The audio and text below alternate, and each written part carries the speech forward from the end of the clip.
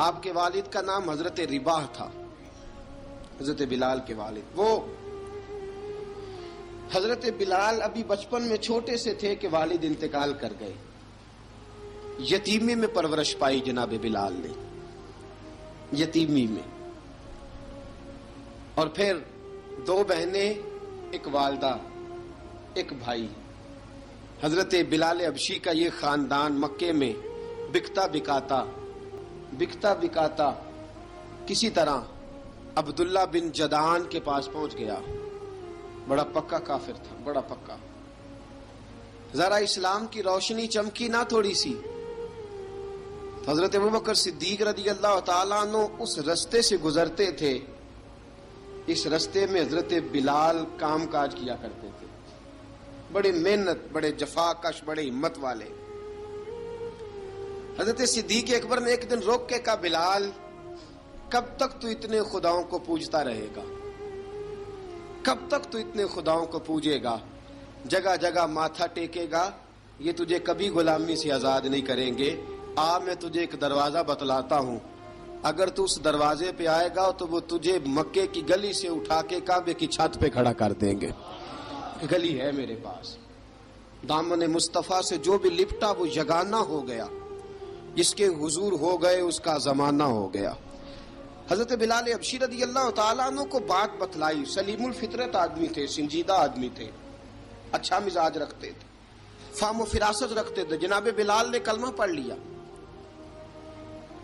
کلمہ پڑھ کے نا تو سب لوگوں نے کہا، بہت سارے لوگوں نے اپنا اسلام چھپا کے رکھا ہوا تھا۔ 2 واقعات ایسے ہوئے کہ حضرت بلال کا اسلام ظاہر ہو گیا۔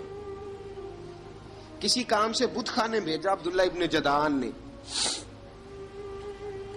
بت خانے گئے تو لگے ہوئے تھے بت، کتار اندر کتار، بتوں کی کتاریں بنی ہوئی تھی۔ حضرت بلال نے مٹی اٹھائی اور بتوں کے منہ پہ مار کے کہنے لگے، جو اپنا چہرہ صاف نہیں کر سکتے وہ کسی کو نفع نقصان کیا پہنچائیں گے۔ جو لوگ دیکھ رہے تھے انہوں نے آ کے عبداللہ ابن جدعان کو بتایا، کہا تیرا غلام ہے اور تو بہت بڑا سردار بنتا ہے، تیری عزت خاک میں مل جائے گی کسی کو پتہ چل گیا کہ عبداللہ کا غلام مسلمان ہو گیا۔ عبداللہ بن جدعان نے راتوں رات امیہ بن خلف سے بات کی اور امیہ سے کہا، یار یہ غلام لے لو، مفتی لے لو۔ بتایا نہیں امیہ کو، بتایا نہیں کہ مسلمان ہو گیا ہے۔ امیہ نے لے لیا۔ امیہ بڑا سخت آدمی تھا، بڑی طبیعت میں سختی پائی جاتی تھی، اللہ اکبر، لیکن یہ محبت اور عشق یہ چھپائے چھپتے نہیں، اور مسلمان اپنے اسلام کا اظہار کیے بغیر رہ سکتا۔ ایک واقعہ اور رونما ہو گیا، حضرت بلال پھر ظاہر ہو گئے۔ ہوا کیا؟ حضرت عمار بن یاسر رضی اللہ تعالیٰ عنہ، مکے کے سارے کافر کٹھے ہو کے ایک غریب آدمی کو مار رہے ہیں، غریب آدمی کو۔ جب اندر انسان کے چور ہوتا ہے تو بڑا سے بڑا آدمی بھی بزدل ہو جاتا ہے۔ جب اندر چور بیٹھ جائے نا تو بڑے سے بڑا آدمی بزدل ہو جاتا ہے، اور جب اندر صفائی ہو تو غریب سے غریب آدمی بھی بہادر ہو جاتا ہے۔ حق پہ ہونا چاہیے، سچا ہونا چاہیے، پھر بہادر ہو۔ حضرت عمار بن یاسر رضی اللہ، ایک غریب آدمی، مکے کے سارے سردار مکے کے چوک میں کٹھے اور ایک دیوار کے ساتھ کھڑا کیا ہوا ہے حضرت عمار بن یاسر کو، اور کوڑے مار رہے ہیں، زور زور سے کوڑے حضرت عمار بن یاسر رضی اللہ تعالیٰ عنہ کے بدن پہ لگتے ہیں، وجود لہو لہان ہے۔ حضرت عمار بن یاسر کو پتا تھا کہ بلال بھی مسلمان ہو گئے، لیکن ان کا خیال تھا کہ یہ کسی کو بتلائے نہ تو ہی بہتر ہے۔ امیہ بن خلف آیا، سخت دھوپ تھی، جب کوڑے مار مار کے تھک گیا نا، ابو جال نے بھی مارا، ابو لہب نے بھی مارا، ابو سفیان نے بھی مارا، ابو البختری نے بھی مارا، اخنس بن شریک نے بھی مارا۔ امیہ بن خلف کی باری آئی تو تھک گیا نا مار مار کے، اسے پتا تھا کہ بلال بڑا سخت آدمی ہے، جو کام بھی کہو بلال کر دیتا ہے۔ امیہ نے کہا بلال سے، کہا بلال ادھر آ۔ حضرت بلال گئے، کہا یہ کوڑا پکڑ اور اس کو مار۔ جناب بلال نے کوڑے کی طرف دیکھا، پھر حضرت عمار کی طرف دیکھا۔ جناب عمار نہ دیوار سے ذرا آگے ہوئے تھوڑے سے، کانپتی ٹانگوں کے ساتھ تھوڑے آگے ہوئے اور حضرت بلال کے کان میں کہنے لگے یار 2-4 کوڑے مار لے، میرا کیا ہے، مجھے تو مار پاڑی رہی ہے نا، چل تو نہ اب اظہار نہ کر بیٹھنا، 2-4 کوڑے مار لے۔ حضرت سیدنا بلال حبشی نے نظر اٹھائی، جب پتا ہونا کہ سامنے آگ ہے اس میں کودنا بڑا مشکل کام ہے، جب پتا ہونا سامنے دریا ہے اس میں چھلانگ لگانا بڑا مشکل ہے، موت نظر آ رہی ہو تو اس طرف قدم اٹھتے نہیں۔ حضرت بلال کو پتا تھا یہ سارے کٹھے ہیں اور مجھے بھی ماریں گے، کوڑا دیا ہے اور اسلام اجازت دیتا ہے رخصت کی۔ آپ کی گن پٹی پہ کسی شخص نے پسٹل رکھ دیا اور اس نے کہا کہو کہ میں کافر ہوں تو اجازت ہے، کہہ دو، جان بچاؤ، اسلام اجازت دیتا ہے۔ لیکن سیدنا بلال، حضرت بلال رضی اللہ تعالیٰ عنہ، حضرت بلال حبشی رضی اللہ تعالیٰ عنہ نے حضرت عمار بن یاسر نے کہا یار تو 2-4 کوڑے مار لے لیکن اپنا آپ بچا۔ حضرت بلال کہنے لگے ٹھیک ہے، حضرت بلال کہتے ہیں ٹھیک ہے، میں 2-4 کوڑے مار لیتا ہوں لیکن اپنا آپ بچا لیتا ہوں۔ اب جلدی سے امیہ بن خلف چلایا، کہنے لگا تجھے کہا کوڑا مار، پکڑ کوڑا۔ حضرت بلال نے کوڑا ہاتھ میں لیا، ایک دفعہ امیہ کی طرف دیکھا، پھر ابو جہل کی طرف دیکھا، پھر ابو لہب کی طرف دیکھا، سارے کافروں پہ نظر دوڑائی اور پھر عمار بن یاسر کی طرف دیکھا، کہا عمار تو مار کھا سکتا ہے تو میں نہیں کھا سکتا، عمار تیرے وجود پہ زخم لگ سکتے ہیں تو میرے پہ نہیں لگ سکتے، عمار جس خدا کا تو کلمہ پڑھتا ہے اسی کا میں پڑھتا ہوں، اور جس زلفوں کا تو قیدی ہے میں بھی اسی محمد عربی کی زلفوں کا قیدی ہوں۔ اب دیکھ ذرا مل کے مار کھانے میں کیا مزہ ہے، ذرا دیکھتے ہیں ذرا کٹھے ہو کے ظلم سہنے میں کیا لطف آتا ہے۔ حضرت سیدنا بلال حبشی نے زور زور سے کوڑا گھمایا، اعلان بغاوت ہونے لگا ہے، بلال آنے لگے ہیں میدان عمل میں، جناب بلال نے زور زور سے کوڑا گھمایا اور گھما کے دور پھینکا اور امیہ کی طرف دیکھ کے کہنے لگے یہ عمار اکیلا نہیں، اسے تنہا نہ سمجھنا، یہ اکیلا مار نہیں کھائے گا، اشہد ان لا الہ الا اللہ واشہد ان محمدن عبدہ ورسولہ۔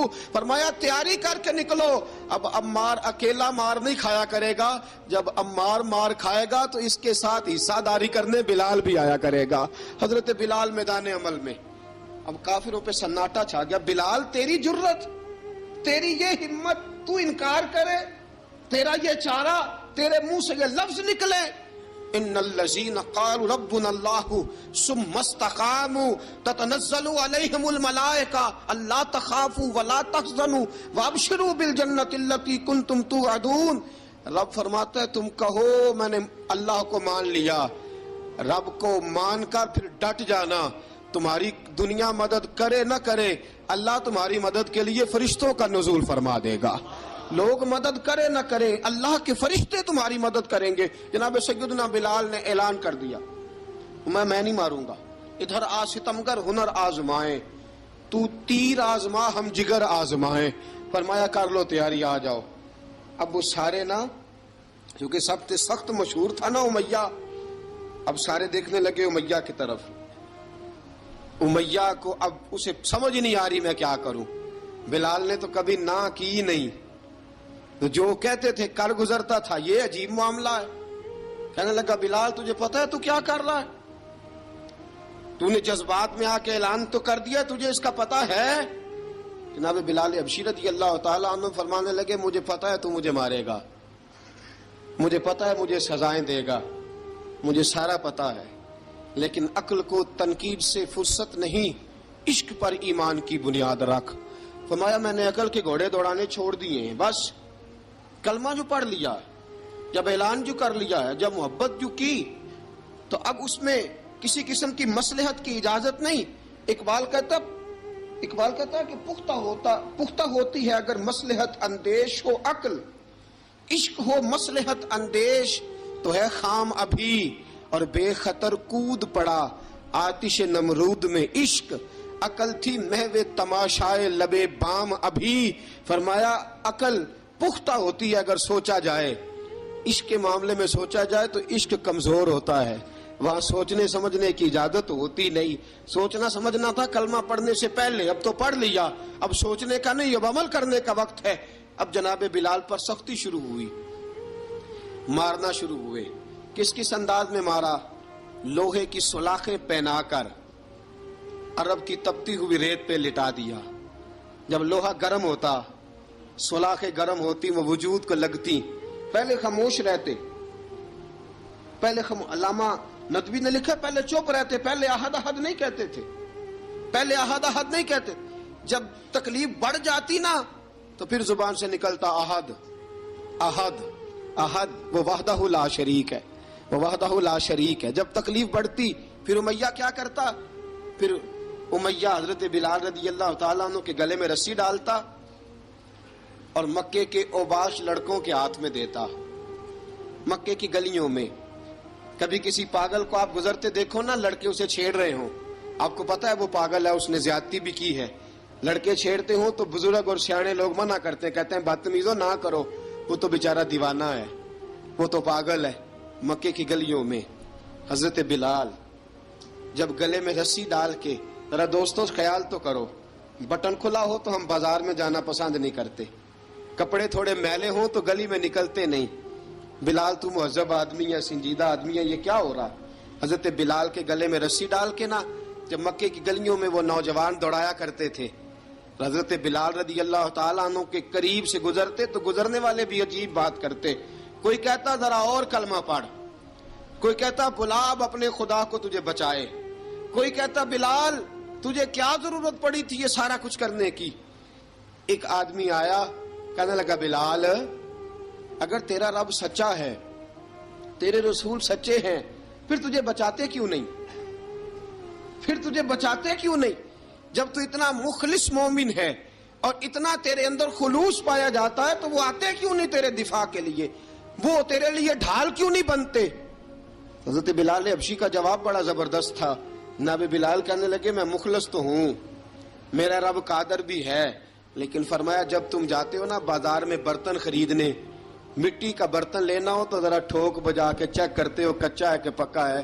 فرمایا رب رسول بھی ذرا ٹھوک بجا رہے ہیں کچا ہے کہ پکا ہے. فرمایا میں دعا کرو میں امتحان میں پورا اتروں، دعا کرو میں امتحان میں پورا اتروں. وہ ذرا مجھے ٹھوک بجا کے چیک کر رہے ہیں، ٹھوک بجا کے. حضرت بلال حبشی مارا ستایا تینوں لب دیاں آپ گواچے، سانو اپنی خبر نہ کوئی، ساتھوں پارے ککھ گلیاں دے، سانو آخ دے لوگ شدائی، ننگ نموس دا ساڑ کے چولا، گل پہنے تاج گدائی، آزم اپنا آپ گوایا تاں یار نے چاتی پائی. حضرت بلال حبشی اتنی مار، اتنی تکلیفیں. اچھا حضرت صدیق اکبر گزرے. اچھا ایک بات اور لکھی ہے سیرت نگاروں نے، وہ کہتے ہیں کہ ایک تو تھا نا جب تکلیف ہوتی تھی تو احد احد کہتے تھے، ایک جب کوئی کافر نظر آتا تھا نا اس طرح بندہ چڑھاتا نہیں کسی کو، جب کوئی بے ایمان کافر نظر آتا حضرت بلال کو تو آپ فرماتے احد احد احد، اللہ ایک ہے، اللہ ایک ہے، اللہ ایک ہے، اللہ ایک ہے. جب کوئی نظر آتا اب وہ مارتا، پھر آہستہ آہستہ وظیفہ پاک گیا، پھر سارا دن احد احد چلتا رہتا، سارا دن احد احد چلتا رہتا. حضرت صدیق اکبر گزرے قریب سے، بڑی تکلیف ہوئی. جناب ابو بکر صدیق رضی اللہ تعالیٰ عنہ نے کہا بلال اونچی ذکر نہ کیا کر، آہستہ کر لیا کر، اونچی آواز میں مارتے جو ہیں تجھے تو اس طرح کر، ذرا ذکر دو ہے نا، ایک ذکر جلی ہے ایک ذکر خفی ہے، تو دل میں ذکر کر لیا کر، اونچا نہ کیا کر، مار سے تو بچ جا. بلال نے کہا ٹھیک ہے، آپ نے جو نسخہ دیا اس پہ عمل کروں گا. 2 دن حضرت بلال حبشی نے دل میں ذکر کیا، مار ہی نہیں پڑی، مار ہی نہیں پڑی. جفا جو عشق میں ہوتی ہے، اقبال کہتا ہے جفا جو عشق میں ہوتی ہے وہ جفا ہی نہیں، ستم نہ ہو تو محبت میں کچھ مزہ ہی نہیں. حضرت بلال کو مارنا نہ پڑی، 2 دن مار نہ کھائی تو تیسرے دن امیہ داخل ہوا تو کہنے لگے احد احد احد. اس نے پھر پکڑ لیا درہ، پھر اٹھایا کوڑا، پھر لگا مارنے.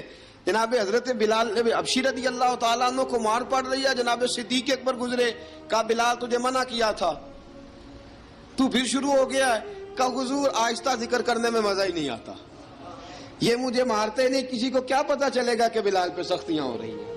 حضرت بلال حبشی. اب سیدنا صدیق اکبر فرماتے ہیں کہ رسول پاک گزرے، بلال کو مار پڑ رہی تھی، میرے حبیب پاک کی آنکھوں میں آنسو آ گئے. بے خبر ہو جو غلاموں سے وہ آقا کیا ہے. حضور کی آنکھوں میں آنسو، اور حضور نے دعا فرمائی کہ یا اللہ میرے بلال کو نجات دے دے، یا اللہ میرے بلال کو نجات دے دے. رسول پاک یہ کہہ کے گزر گئے. ایک کونے میں، حرم شریف کے کونے میں بیٹھ کے رسول پاک رو رہے ہیں. جناب صدیق اکبر نے کہا حضور کیا ہوا؟ فرمایا ابو بکر سوچ رہا ہوں خدا اگر مجھے پیسے دے تو میں بلال کو خرید لوں، اگر رب پیسے دے تو خرید لوں، سوچ رہا ہوں. جناب ابو بکر صدیق گھر گئے، گھر جا کے حضرت عباس کو بھیجا، کہا امیہ میرا مخالف ہے، مجھ سے وہ بات نہیں کرے گا، آپ جائیے، آپ جا کے کہیے بلال کو بیچ ڈالے. حضرت عباس نے جا کے کہا بلال کو بیچ دو. کہنے لگا میری قیمت بہت زیادہ ہے، 50 دینار کا میں نے خریدا ہے اور میں منافع لے کے بیچوں گا. حضرت عباس نے آ کے جناب صدیق اکبر کو بتایا تو ابو بکر صدیق فرمانے لگے چل مجھے ساتھ ہی لے جا، دیکھ لیتے. پہنچے، جب ابو بکر صدیق کو آتے دیکھا نا تو چڑ گیا. کہنے لگا ابو بکر اگر تو بلال کو خریدنا چاہے تو وہ جو تیرے پاس رومی غلام ہے وہ مجھے دینا پڑے گا، 2 لونڈیاں اس کے ساتھ دینی پڑیں گی، اور یہ 50 دینار کا ہے، میں تجھ سے 2000 دینار لوں گا. 50 دینار کا ہے، 2000 دینار لوں گا. حضرت صدیق اکبر رضی اللہ تعالیٰ عنہ نے فرمایا مجھے منظور ہے، مجھے منظور ہے، منظور ہے مجھے. تو ابو بکر صدیق نے وہ تینوں غیر مسلم غلام لیے، 2000 دینار لیے. حضرت عباس نے بھی کلمہ نہیں پڑھا تھا. کہنے لگے ابو بکر تو کامیاب تاجر ہے، کیا کرنے لگے ہو؟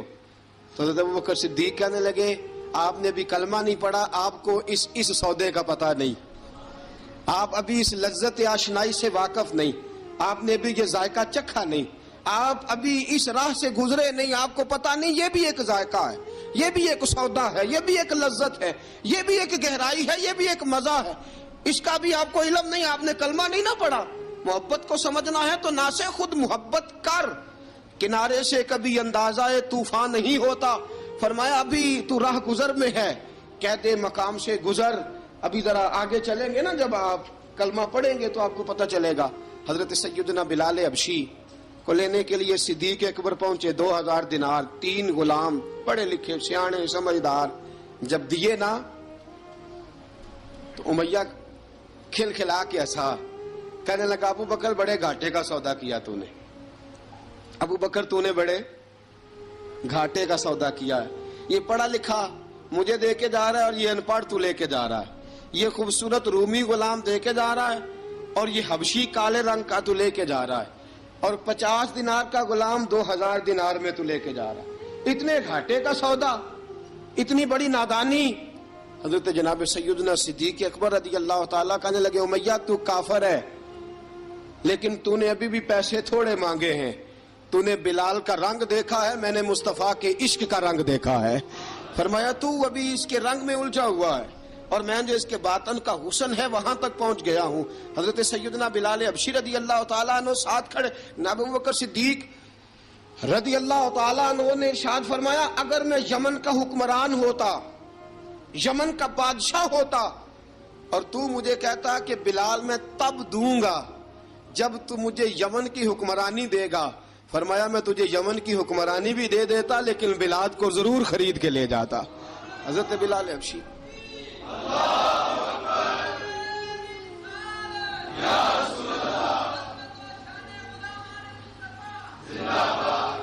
جناب سیدنا بلال حبشی، حضرت سیدنا ابو بکر صدیق فرماتے ہیں جب میں بلال کو لینے گیا تو حال پتہ کیا تھا؟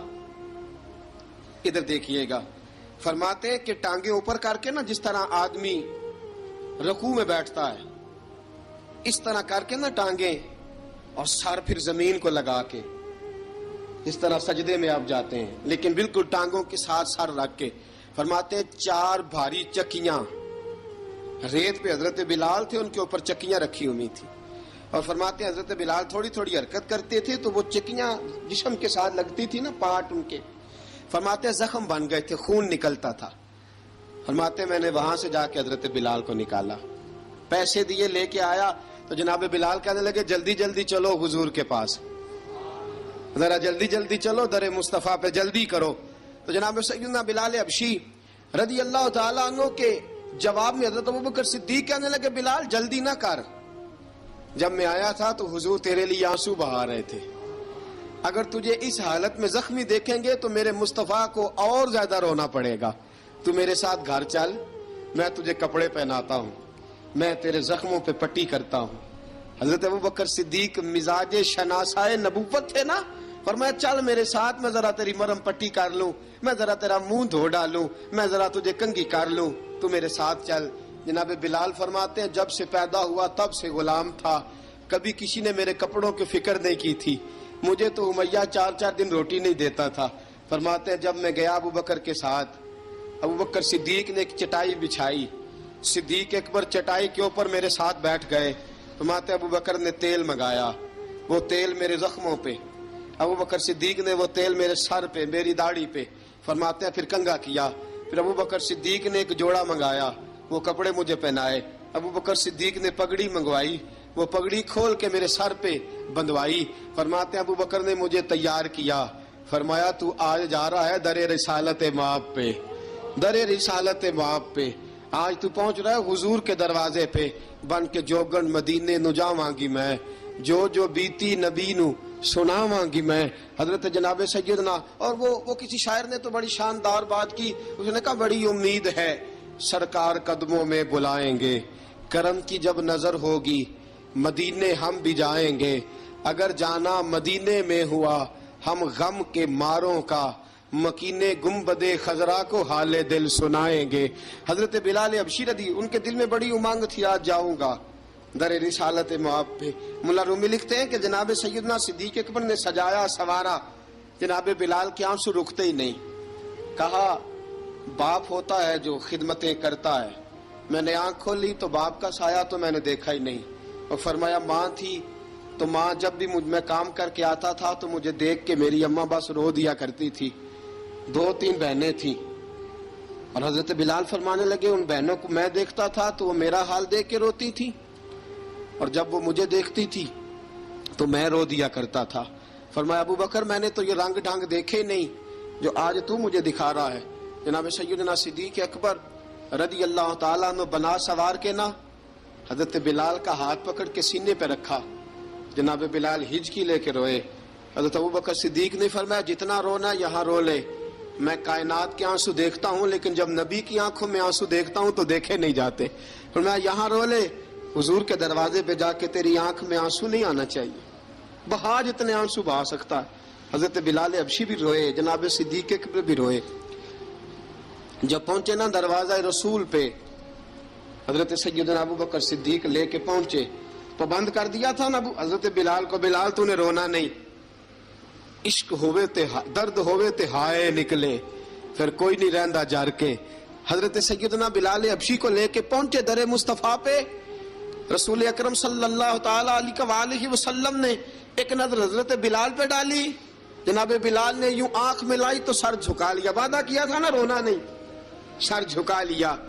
اب دوسری نظر نبی کریم صلی اللہ تعالی علیہ وسلم نے جب اٹھائی نا حضرت ابوبکر صدیق کی طرف تو حضور نے فرمایا صدیق تیرا شکریہ، ابو بکر اللہ تجھے جزا دے۔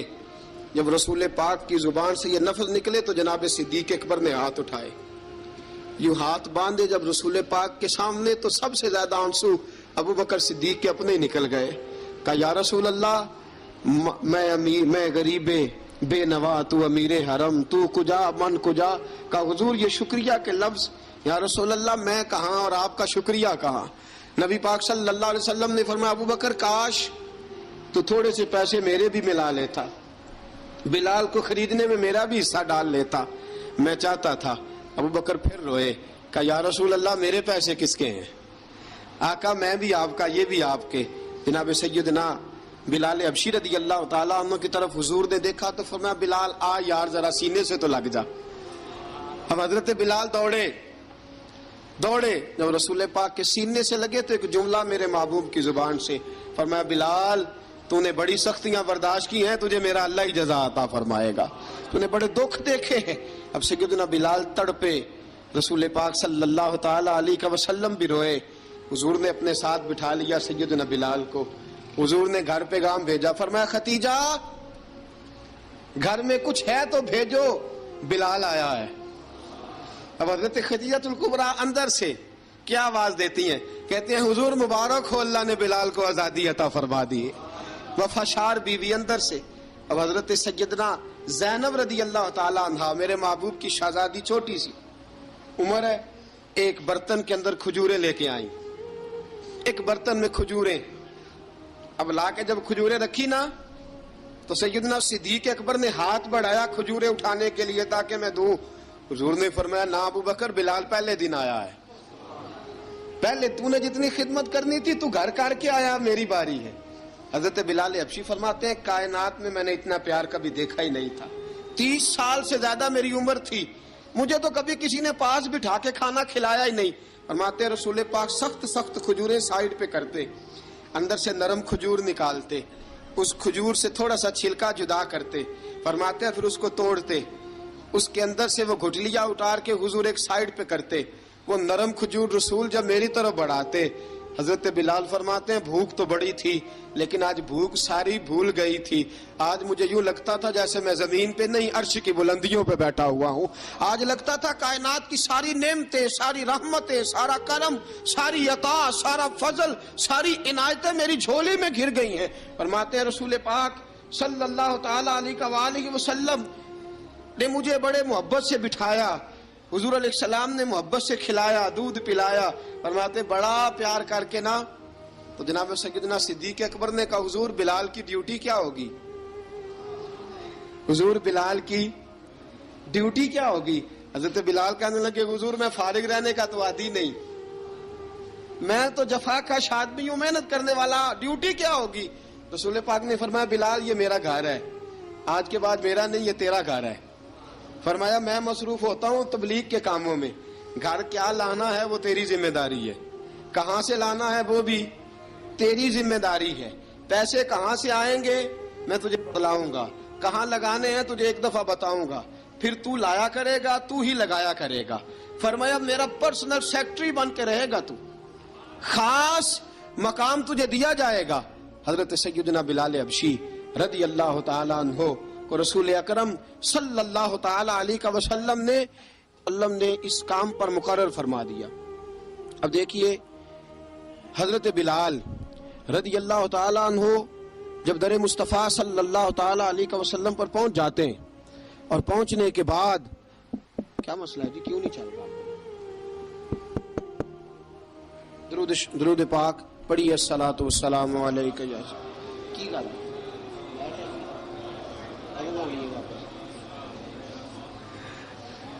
میں یہ گزارش کر رہا تھا کہ حضرت بلال حبشی رضی اللہ تعالیٰ عنہ کو رسول پاک نے یہ ڈیوٹی عطا فرما دی۔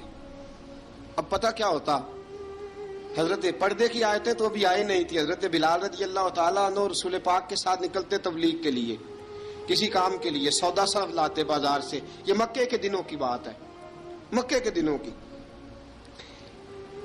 سودا صرف بازار سے لاتے۔ اب 4 بیٹیاں تھی حضرت خدیجہ الکبریٰ کی، گھر کے کام کاج ہوتے تھے، جب ذرا فارغ ہوتے دروازے پہ دستک دیتے، حضرت خدیجہ فرماتی بلال تو آ گیا ہے، وہ دستک سے پہچانتی ہے کہ بلال کے دستک ہے، بلال آ گیا ہے۔ کہا اماں جی میں سارے کام کاج باہر کے ختم کر آیا ہوں، گھر کا کوئی کام ہے تو ذرا مجھے بتاؤ۔ آپ فرماتی گھر کے کام ہے پر میں کر رہی ہوں۔ اب حضرت بلال گلنا شروع کرتے، یہ ہے محبت۔ آج اگر ہم کہیں خادم ہو بھی نہ تو بہانے ڈھونڈتے پھرتے ہیں فارغ ہونے کے۔ حضرت بلال فرماتے آپ نے چکی پیس لی ہے، گھر میں جھاڑو دے لیا ہے، بچوں کے لیے دودھ آ گیا ہے، بکریوں کا دودھ دھو لیا گیا ہے، ایک ایک کام پوچھتے ہیں۔ حضرت خدیجہ الکبریٰ فرماتی یہ بھی ہو گیا، یہ بھی ہو گیا، چکی رہ گئی ہے پیسنے والی۔ فرماتے ذرا دروازہ کھول دو میں پیس ڈالتا ہوں۔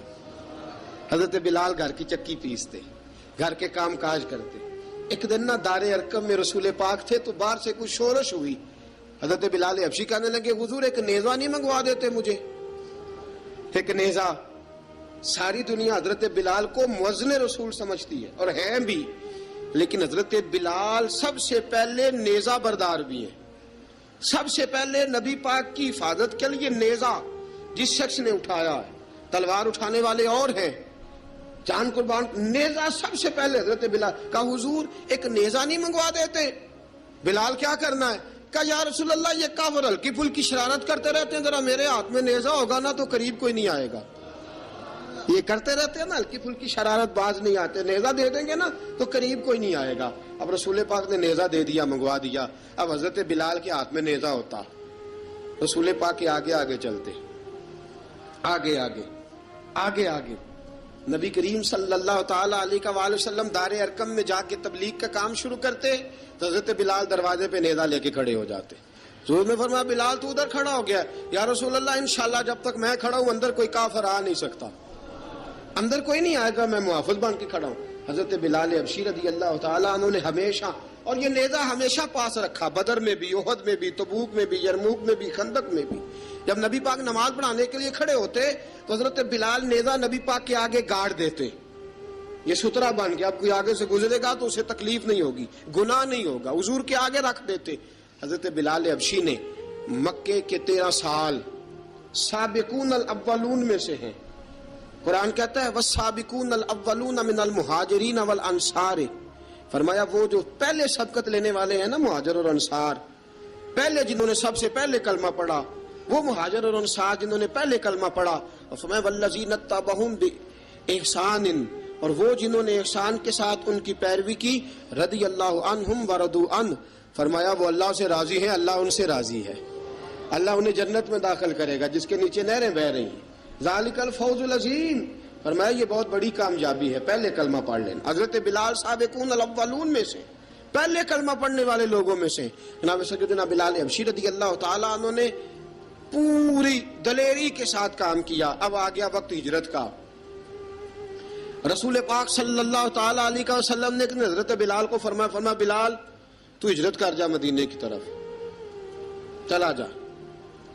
حضرت بلال نے عرض کی حضور میں غلام ہوں، خادم ہوں، ہر حکم ماننا میری ڈیوٹی ہے، لیکن ایک عرض کرنی ہے صرف. حضور نے فرمایا بلال کرو. کہا یا رسول اللہ آپ مدینے آئیں گے نا، آپ آئیں گے مدینے؟ رسول پاک صلی اللہ علیہ وسلم مسکرا پڑے، فرمایا ہاں میں بھی آؤں گا. کہا حضور بس ٹھیک ہے، بتائیں کب جانا ہے، بس اتنی سی بات ہے. آپ آئیں گے نا؟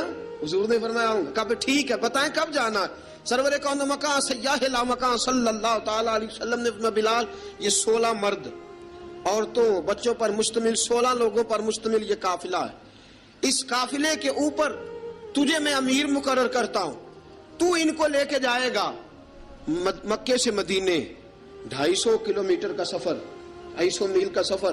حضرت بلال حبشی رضی اللہ تعالیٰ عنہ قافلے کے امیر بن کے، سخت گرمی کا موسم.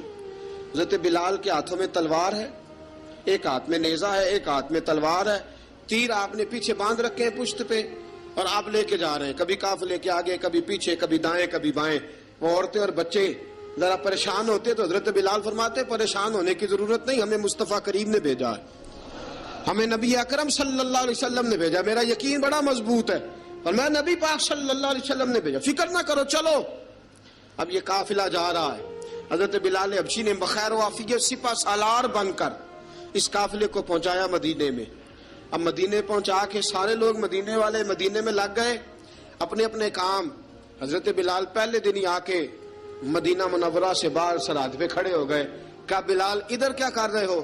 کہا وعدہ کیا تھا یار نے آؤں گا دن ڈھلے. نبی پاک علیہ السلام نے وعدہ فرمایا تھا میں آؤں گا. اب میرا تو کام ہے نبی پاک کا انتظار کرنا، استقبال کرنا. حضرت بلال روز انتظار کرتے. رسول پاک تشریف لے آئے. حضور حکم کیا ہے؟ فرمایا مسجد بنانی ہے. مسجد قباء بن رہی ہے. تو سب مزدوروں سے زیادہ کام حضرت بلال نے کیا. مسجد نبوی کی تعمیر شروع ہوئی تو سب سے زیادہ کام حضرت بلال نے کیا. مسجد بن گئی. اب جناب اذان کا معاملہ شروع ہو گیا، مسلمانوں کو نماز کے لیے کیسے بلائیں؟ ایک صحابی کہنے لگے حضور ہم اوپر آگ جلایا کریں گے، جب آگ جلے گی تو لوگوں کو پتہ چلے گا نماز کا وقت ہو گیا. ایک نے کہا ہم بڑی دف منگواتے ہیں، دف بجائیں گے، نماز کا وقت ہو گیا. حضور نے فرمایا جاؤ صبح فیصلہ کریں گے. رات سے صحابہ سوئے. حضرت عبداللہ ابن زید رضی اللہ تعالیٰ عنہ اور حضرت عمر فاروق رضی اللہ خواب دیکھتے ہیں. خواب میں کوئی اذان پڑھ رہا ہے، اللہ اکبر اللہ اکبر اللہ اکبر اللہ اکبر. اذان پڑھنی چاہیے نا؟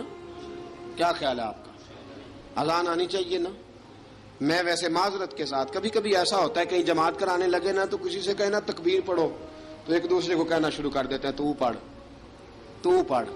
میں اپنے استادوں کے پاس جب ہم پڑھتے تھے حضرت اویسی صاحب رحمۃ اللہ علیہ کے پاس، تو ہم پڑھ رہے تھے، سبق تھوڑا رہتا تھا، دیر ہو گئی کلاس کو، تو ایک لڑکا آیا تو استاد کہنے لگے اذان پڑھ. کہنے لگا جی مجھے شرم آتی ہے. تو استاد فرمانے لگے یار میں تو بڑا بے-شرم ہوں، 40 سال ہو گئے اذانیں پڑھ رہا ہوں، تمہیں شرم آتی؟ بڑا بے شرم ہوں، 40 سال سے اذان. کہنے لگا نہیں جی وہ والا معاملہ نہیں. فرمانے لگے یار گالی نکالتے وقت شرم آنی چاہیے، کسی کو برے لفظوں سے یاد کرتے وقت، کسی کا گلہ کرتے وقت، غیبت کرتے وقت، چغلی کرتے وقت، جھوٹ بولتے وقت، دغا اور فریب اور فراڈ کرتے وقت شرم آنی چاہیے. تجھے اذان دیتے وقت شرم آ رہی ہے. یہ ہمارا حال ہے. اذان آنی چاہیے، مشکل کام نہیں، سیکھنی چاہیے. میرے نبی کریم صلی اللہ علیہ وسلم نے فرمایا جس نے 40 دن تک اللہ کی رضا کے لیے 5 وقت کی اذان پڑھی، 40 دن صرف، فرمایا اللہ اس کے پچھلے سارے گناہ معاف فرما دے گا.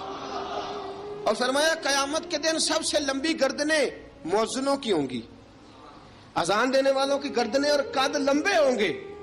یا رسول اللہ پھر؟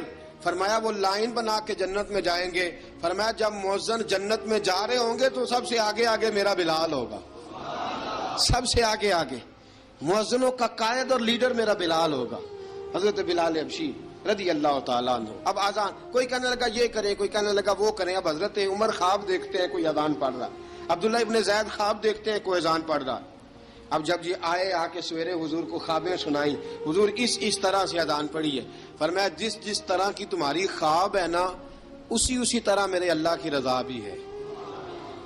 حضور اذان پڑھے گا کون؟ فرمایا بلال پڑھے گا.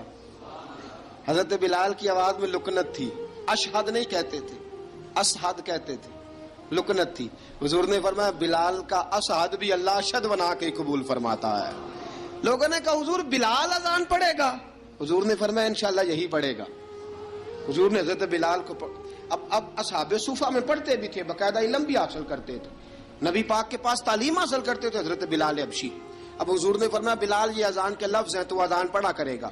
جناب بلال حبشی کو اذان سکھا دی اور رسول پاک صلی اللہ تعالی وسلم نے فرمایا چڑھ جا مسجد نبوی کے ساتھ مینارے پہ، چڑھ جا ایک کونے پہ چڑھ کے اذان پڑھ. اب حضرت بلال حبشی رضی اللہ تعالیٰ عنہ نے سب سے پہلی اذان تاریخ میں پڑھی، سب سے پہلی اذان. 2 مرتبہ حضرت بلال اذان نہیں پڑھ سکے جب تک رسول پاک موجود ہے. 2 مرتبہ، ایک مرتبہ تو مدینہ منورہ میں کسی وجہ سے حضرت بلال اذان نہ دے سکے، ایک مرتبہ تبوک سے واپسی پہ سو گئے. حضور نے فرمایا بلال تیری ڈیوٹی ہے ہمیں جگانے کی. حضرت بلال خود بھی سو گئے. سویرے جب اچھی طرح سے سورج چمکا تو رسول پاک کی آنکھ کھلی. حضرت بلال کو حضور نے آواز دی، جناب بلال چونک کے اٹھے. فرمایا تجھے کہا تھا جگانا ہے. یا رسول اللہ ساری رات جاگتا رہا، جب جاگنے کا ٹائم آیا تو سو گیا. میں نے کہا میں ذرا کمر سیدھی کر لوں. حضور بس لیٹا ہی ہوں تو آنکھ لگ گئی، ٹیک لگائی ہے بس میں نے، پتھر کے ساتھ آنکھ لگ گئی. حضور نے فرمایا چلو پڑھو اذان. حضرت بلال نے اذان پڑھی اور سورج چمکتے میں رسول پاک نے نماز ادا فرمائی. عزیز دوستو حضرت بلال حبشی نے ہمیشہ اذان پڑھی، ہمیشہ. نبی کریم صلی اللہ تعالی علیہ وسلم کے صحابہ ایک دن حضرت بلال سے کہنے لگے بلال تو ساری زندگی اذان پڑھتا رہا، مزہ کب آیا اذان پڑھنے کا؟ مزہ کب آیا؟ حضرت بلال کہنے لگے ایک اس دن جس دن مجھے حضور نے اذان سکھائی تھی، بڑا لطف آیا تھا حضور سے اذان سیکھنے کا. اور فرمایا ایک اس دن مجھے مزہ آیا جب میں نے کعبے کی چھت پہ کھڑے ہو کے اذان پڑھی ہے. حضرت بلال فرماتے ہیں سارے کافر زمین پہ کھڑے تھے گردنیں جھکائے، اور میرے مصطفیٰ کریم جب کسوا نامی اونٹنی پہ بیٹھے تھے نا اور میں اذان دے رہا تھا تو میں آج بڑا راضی تھا. میں کہہ رہا تھا یا اللہ کیا بات ہے، آج تو نے میرے حبیب کو کتنی عزتوں سے نوازا ہے. ایک ہے گھر کے کام کاج کرنا، اور میں پہلے بھی حدیث سنا چکا، حضرت بلال حبشی خود بخود لوگوں سے قرضہ لے لیتے تھے، حضور کو تکلیف ہی نہیں. بخاری مسلم بتاتی ہے خود بخود قرضے لے لیتے تھے، خود بخود نبی پاک کو تکلیف ہی نہیں دیتے تھے. کام کاج ہے، مہمان آ جا رہے ہیں ان کی خدمت کر دی ہے. بلال نے خود ہی قرضہ اٹھا لیا، قرضہ اٹھا کے خود بخود حضرت بلال سودا لے آئے، سودا لا کے جناب بلال نے پکا دیا. ایک دن ایسا بھی آیا بخاری شریف کے لفظ ہیں کہ جن کے قرضے دینے تھے وہ کہنے لگے بلال سویرے قرضہ دو. ورنہ تجھے لے جائیں گے، بکریاں چرانی پڑیں گے. حضرت بلال حبشی رضی اللہ تعالیٰ عنہ نے حضور کی خدمت میں عرض کی، کہا اگر کوئی بندوبست ہو گیا تو ٹھیک ہے، ورنہ میں تو سویرے بھاگ جاؤں گا، میں شام چلا جاؤں گا، پیسے